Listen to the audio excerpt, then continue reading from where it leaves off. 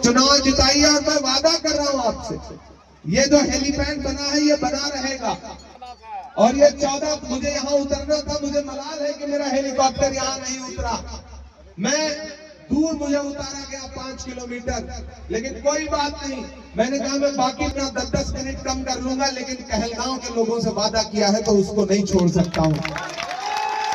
अभी इसके बाद मुझे 7 सभाएं और करनी है, तो मेरी मेहनत आप देख रहे हैं। पिछले 15 दिन से 16 दिन से पूरे बिहार के अलग अलग हिस्सों से होता पहुंचा हूं।